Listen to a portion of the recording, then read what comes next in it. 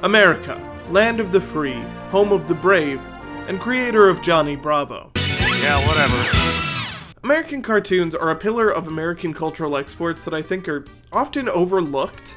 If you travel the world, you're likely to find at least one person who knows of SpongeBob, Mickey Mouse, Scooby-Doo, probably all three and many more. Countless people across the world grew up with these animated classics, and they're a core part of their childhood memories. I am obviously no different. Hell, my family used to have an entire SpongeBob-themed bathroom. That's real. That's a real picture, I'm not joking. Cartoons made up a bulk of my TV watch time growing up, and included both current fares alongside shows a little before my time that my brother and sister watched.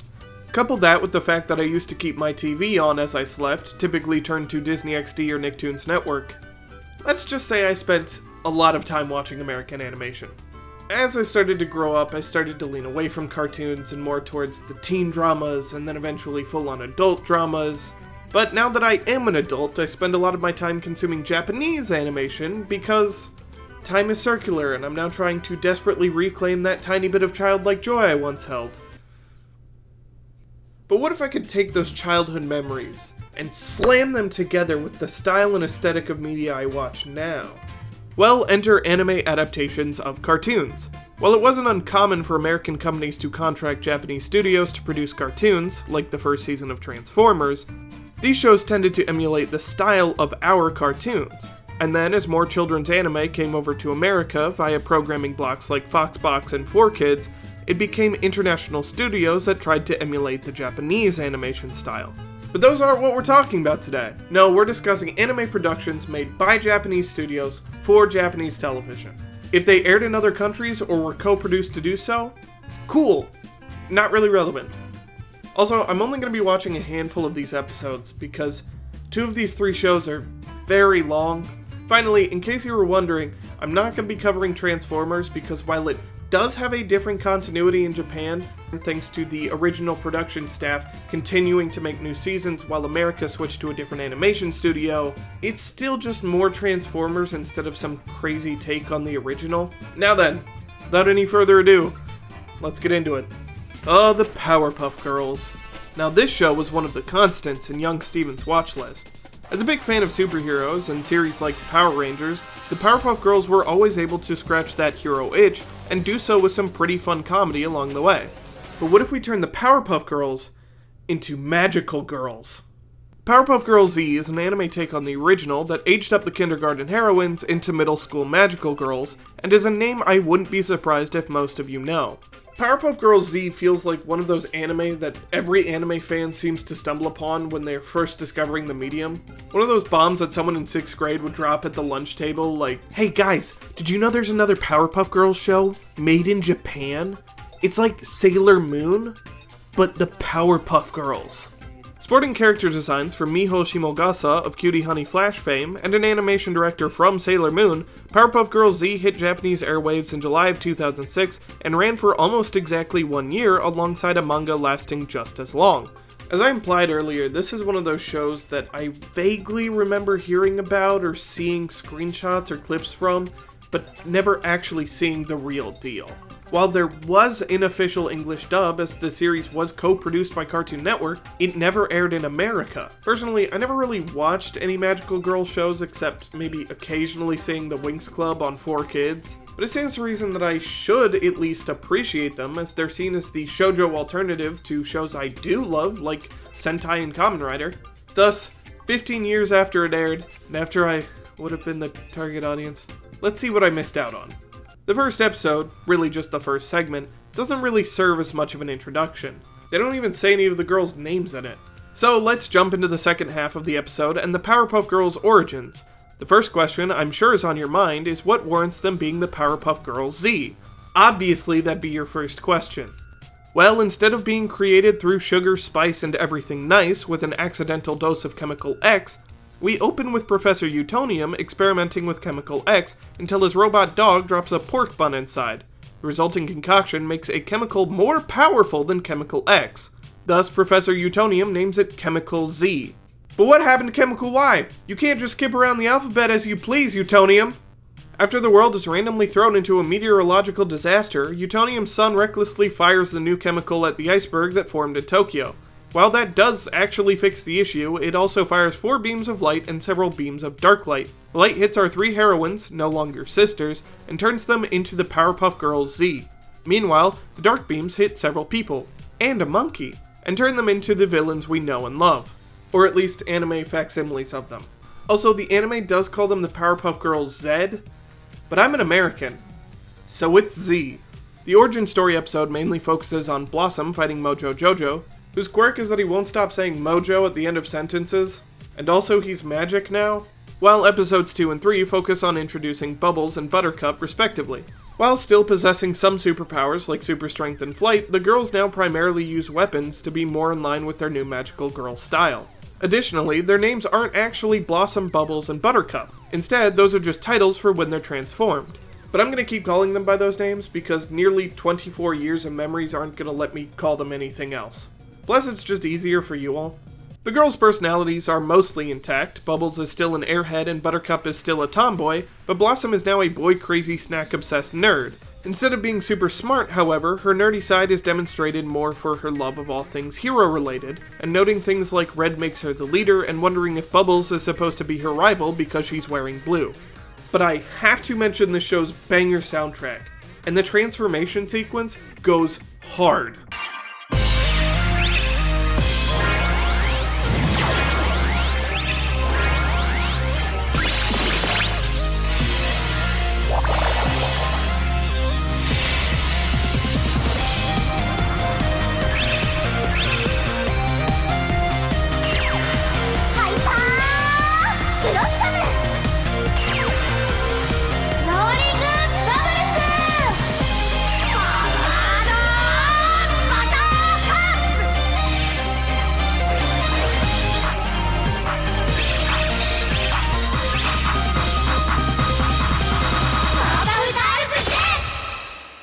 Gotta get that watch time up somehow.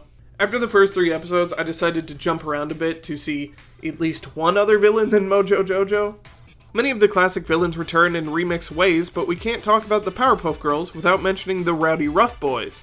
True to their American counterparts, they're gross, disrespectful, and just all around obnoxious little punks. They're great. Also, they have sick Heelys. Then there's the series' main villain, aside from Mojo Jojo, him, now referred to as Kare. Him retains his evil and ancient backstory, this time having been sealed away long ago by the Good Enough Girls X, only to be awakened by a black beam of Chemical Z. All in all, the show's pretty fun. I'm not sure if I'd choose it over rewatching the original, and I certainly don't feel like binging it, but I wouldn't be at all surprised if I found myself going back in and watching an episode or 2 here and there in the future. It's got that nice, relax, shut your brain off, and chuckle at some silly gags vibe that I just love. If you're a fan of magical girl shows or the Powerpuff Girls, I'd say give it a try. As long as you can accept it's something different, you'll probably enjoy it. Oh, and the most important thing is still there. Miss Bellum's still hot. Teenage Mutant Ninja Turtles, Teenage Mutant Ninja Turtles, Teenage Mutant Ninja Turtles, heroes in a half shell. Turtle power! F***ing just peek the shit out of the audio.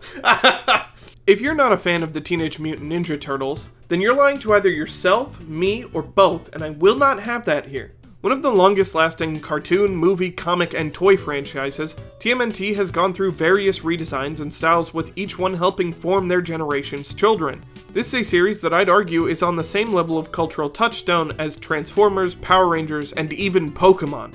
In fact, that's what my senior thesis was about, but I'll spare you the excessive trivia and history. For now. With a franchise this big, it obviously made its way overseas to propagate the globe with their pizza-loving influence. Out of this, and a need to advertise some toys, came 2 Japan-only anime OVAs advertising the Super Turtles and the Japan-exclusive Metal Mutation lines of toys. While it used the original cartoon as its basis leading up to the OVAs, the cartoon had no episodes related to this line of toys. So what do you do when you've got toys to sell and no cartoon to advertise it? You turn to the experts. Tsuburaya Productions, makers of the Ultraman franchise, worked with B Media to bring the Super Turtles to life in Mutant Tatsurusu Chojin Densetsuan, or Mutant Turtles Superman Legend. The OVA starts with a rather rapid explanation of the fact that the Turtles were teleported to the underground shrine of the Neutrino Kingdom and given Mutastones by Chris Mew, a being of light. The stones allow the turtles to turn into super turtles, but only for 3 minutes at a time. This is all sounding really familiar, but I just can't seem to put my finger on from where. But Krang and a pretty sick Shredder design invade the kingdom and get a dark Mutastone that turns Bebop, Rocksteady, and Shredder into, not gonna lie, these designs are super rad. Finally, the Mutastones also allow the 4 turtles to combine into Turtle Saint, which is obviously a lot stronger. The OVA proper starts with Krang revealing his plan to awaken Dark Mu from inside the Dark Mutastone in order to destroy the Earth. Fast forward and the boys do a fight in their super form, Dark Mu wakes up, and then just all of NYC is drowned. Fights happen, the turtles become Turtle Saint, and finally imprison Dark Mu, but at the cost of imprisoning Crystal Mu with her and losing their own powers. Being the spin-off of the American original leads to this fun but weird mix of the TMNT that you've come to know and love, and these anime tropes, stories, and designs that clash with the carefree attitude of the turtles. For example, all the human-looking characters are given an anime design, while the turtles mainly keep their original cartoon designs. Personality-wise, everyone is kept intact, so if you're a fan of the original, nothing will feel bizarre in that regard. But when you compare their jokes with the fact that all of New York City is underwater and millions are dead, it's funny, but not in the way it's supposed to be. OVA 2 picks up where the previous episode left off and starts with the gang landing in Japan to go help the Shinobi village. The villains also arrive in search of a new Mutastone. Big shocker, the Mutastones are in the Shinobi village. The turtles get a new set of ninja armor, there's a ghost, a hidden castle appears. This one gets weird, not gonna lie. But it is actually pretty funny. これ城なんでしょ。そうだが。なら建物の中に入れば階段があるんじゃない？待ってよ。まずいよレオちゃん。忍者の威厳を傷つけちゃったみたいだよ。And the actual metal mutation designs are really slick, and I totally would have wanted these as a kid. Hell, I want them now, as an adult. While both OVAs get a bit weird, I'd say this one is a lot closer to feeling like a proper TMNT episode with its sense of humor and bombastic animation. Watching these specials was really fun. If you're a fan of the Turtles, especially the classic series, then you'll probably enjoy this a good amount. They're funny and exciting in that OG Turtles way, and it feels like you're digging up these long-lost episodes that the rest of the world never got to see. If you can find it, I highly recommend them for the uniquely dissonant experience that the first OVA provides and the funny and silly vibe of the second. Now, I'd like to pause for a second and ask if you knew about these shows. Have you heard of or perhaps even watched them? Maybe you live in a country that aired Powerpuff Girl Z or caught this next show on Disney XD. Also, in looking this stuff up, I found out there's anime for a bunch of American live-action things too, like Highlander and Supernatural. If you want to see me talk about those, then let me know down below and maybe I'll check them out in the future. Okay, back to the action. I was never much of a Disney kid growing up, and I mean that in the more classical sense of having never seen many of Disney's movies that so many have massive nostalgia for. No, my Disney experience was in the Disney Channel and its affiliates like Jetix, which later became Disney XD. You ask me to name a Disney movie, and my brain will always pick The 13th Year over Cinderella. And because of that, my memory for many Disney animated movies is more often tied to spin-off TV shows like The Emperor's New School or Lilo and Stitch the series. While I had most certainly seen both of these movies, the shows formed so much of a deeper and more consistent set of memories for me that I can hardly remember their silver screen predecessors. However, what I didn't know about was the pseudo-successor to Lilo and Stitch the series that aired on Disney XD in 2008. For only 5 episodes in America, but the rest of the English-speaking world got the full series. I was already on to watching dubbed Japanese game shows on G4 by then. Just titled Stitch, not to be confused with Stitch the movie, which was actually just an hour-long pilot for Lilo and Stitch the series. Stitch was a co-production by Disney and Madhouse. Yeah, that Madhouse. And apparently took over Bleach's time slot when it aired. With season 2 of Lilo and Stitch the series lacking any real ending, Stitch opts for the time skip method of getting the characters into the new story. We start with Stitch going on a scooter joyride as a rebellious act now that apparently Lilo has new boyfriend now and is all washed up with 626. But when they're sucked into a black hole, Stitch and the rest of the cast are brought to an alternate dimension and crash on an island near Okinawa. After going on a bit of a rampage, our new Lilo, Yuna, finds our blue boy and they become fast friends. 'Cause children's show. Stitch is introduced to a mystical stone that can give him amazing powers and grant his wish, if he can prove himself. So he promises to stay and do good deeds so that he can get his wish granted of ruling the universe. In the first season, instead of tracking down other numbered experiments like the original series, this time Stitch and the gang are looking for yokai to help. Which brings me to one of my favorite aspects about this series, how it takes what Lilo and Stitch did for Hawaii and does it for Japan, specifically Okinawa. Lilo's hula is replaced by Yuna's karate, Stitch learns how to use chopsticks, and biggest of all, Ohana becomes the Okinawan phrase Ichariba Chode, meaning once we meet, we're brothers and sisters. Similarly, the characters have that mix of cartoon and anime aesthetics like the TMNT episodes. All the aliens retain their classic styles, but the humans have this child anime look to them that's really fresh and fun. In fact, when Lilo and her daughter show up, who looks exactly like Lilo as a kid, they even keep their original design too. It's super cute. Once again, if you're at all curious about this show, I highly recommend it. From what I've seen at least, it's fun, cute, and has some pretty clever writing, at least in the dub. All 3 seasons are dubbed in English, despite America getting a whopping 5 of those episodes.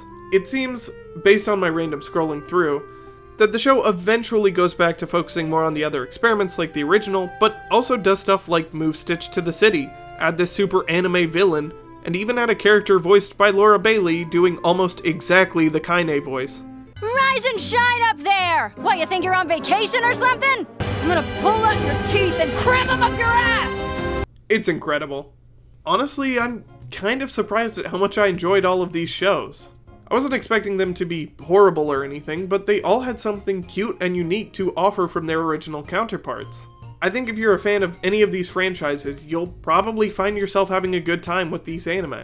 Though there were these shows that I remember ever so vaguely that actually did get to air their full seasons in America, and on G4 of all places. So join me next time as we discuss the MAU, the Marvel Anime Universe. Until then, Ichariba Chode!